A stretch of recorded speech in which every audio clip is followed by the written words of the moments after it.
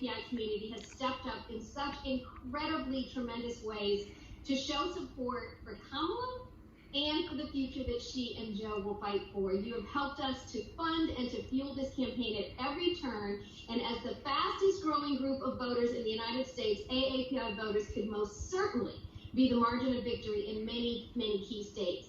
So thank you for all that you've done, and of course all that we hope you will continue to do over these next 10 days. And now it is my great honor to introduce to you our next and our very first ever Madam Vice President, my sister, Kamala Harris. Not yet, Maya. Not yet. We have a lot We're all working hard. Oh, you know, our mother taught us you focus on what's right in front of you. And I want for everything that you have done to bring us to this point, 10 days before the end of this election, and for what you are committing to do over the next 10 days to bring us home. There's so much at stake, and you know it, which is why you have each given so much and sacrificed so much, and I just want to thank you. And in particular, I want to thank Ini lagi Zoom dengan Kamala Harris. Star-studded lineup that we have tonight.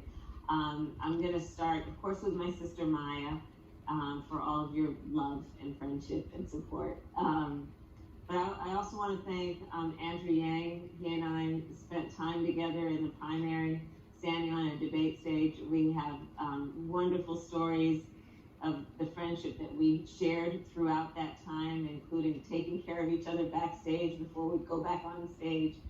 And Andrew, you're an incredible leader and a dear friend. And so thank you for being a part of this on behalf of Joe and myself, as you know. Senator Mazie Hirono, my sister in the Senate. Mazie Hirono is extraordinary. She is tough as nails. She does it always with such grace, but she is a fighter for the people to her core. She is a civil rights fighter to her core, and it is such an honor, Mazie, to serve with you in the Senate and to call you a sister. I want to thank Governor Gary Locke for all that you have done and the trailblazing you have done, and for your support. Congresswoman Judy Chu, you again, a trailblazer from California. I take personal pride in our sisterhood there, but the work that you've done in Washington, D.C. Ted Lieu, my dear friend, Mark Takano, David Chu, Assembly member from California, who has been by my side since I first ran for District Attorney of San Francisco. Margaret Cho, our MC for this evening, and Connie Chung. I told Connie when we were talking with a group of friends earlier, I mean, talk about, you know, many of us, in fact, sadly, most of us are the first, meaning that sadly we're still making first. But Connie was one of the first.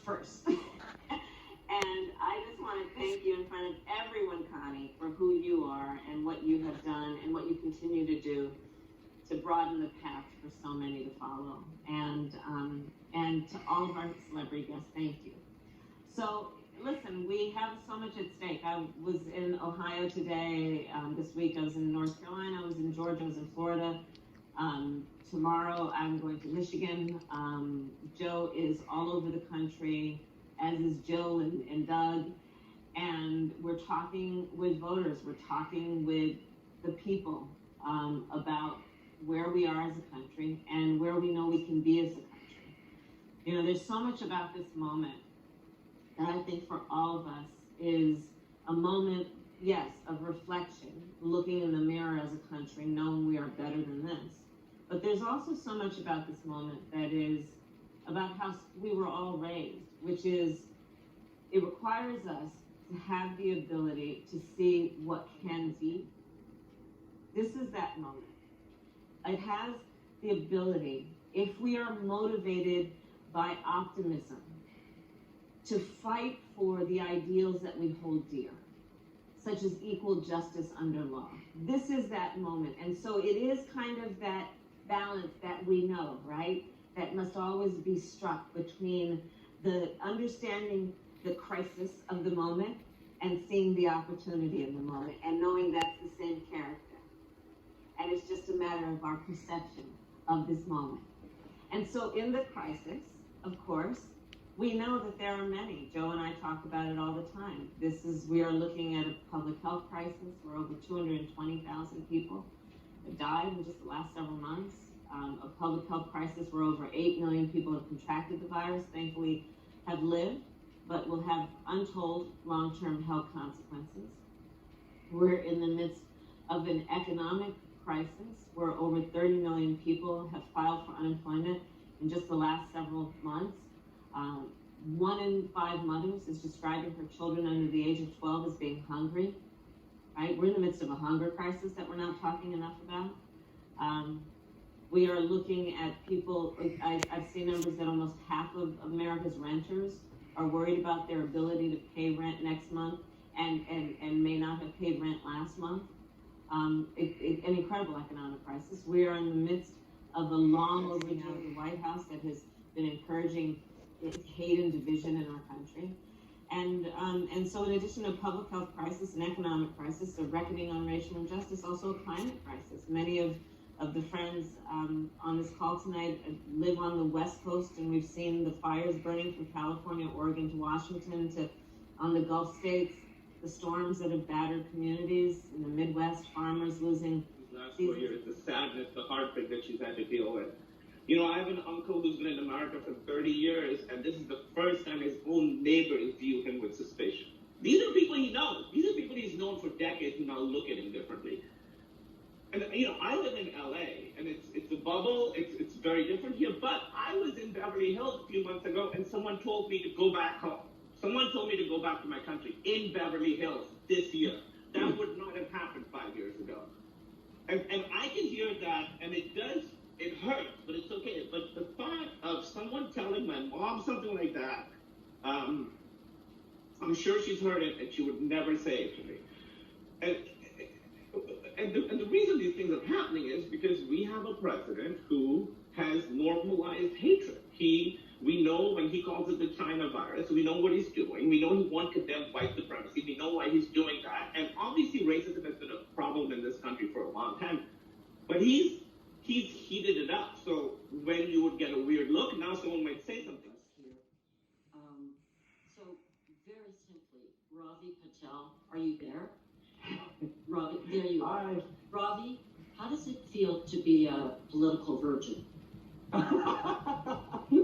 It feels good. I mean, this is the most exciting time, I think, not only for our communities, but for our country in the sense that we're seeing, you know, one of the great things to come out of the Arab Spring, for example, was just the organization and the communities. And I feel like that's what's happening right now. And, you know, it's so funny, you and Margaret were talking about otherness. And I remember growing up, I don't know if you remember this, we literally had an other box to check when we had to say our race. There was white, black, African, and white, black, other. That was it. And eventually over time, we got more boxes. And I'm sure, you know, you were probably showing up to this Zoom 40 years ago and there's nobody here. And now the campaign is having to figure out which people to invite. It is such an exciting time for all of our communities, a confluence of, this is kind of our coming out party in a lot of ways. I don't ever remember feeling this level of organization, this level of passion. And also, and everyone who's watching this knows this, you know, Vice President Harris, which is who she is, mentioned all the trailblazers that are appearing at this event. But the trailblazers are also the people that are here attending this event. Every single call that I've had in the last 3 weeks, there has been someone from our community, if not running the thing, in the high-level ranks. We are, some of you might feel like others, you might feel like you're not seen, and yeah, a lot of our relatives might not be very active in politics, but all of us here have a lot of power, and this is our time to use that to tell our family members to get out there and vote. My dad and I, we've been organizing these families. And our lived experiences. Similar to me, you all have a story, and that story deserves to be heard. Joe and Kamala are listening because they believe that our diversity is our strength. Under Joe and Kamala, we will have leaders who will make sure that people like myself, a proud Korean Canadian American woman, are not only a part of the conversation, but that we will have a seat at the table.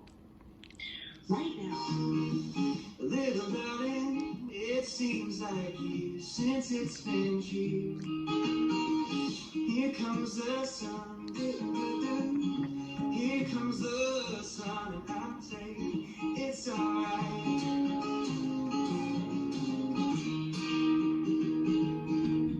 Sun, sun, sun, here it comes. Sun, sun, sun, here it comes. Sun, sun, sun, here it comes. Sun, sun, sun, here it comes. From Margaret Cho County, Chong County.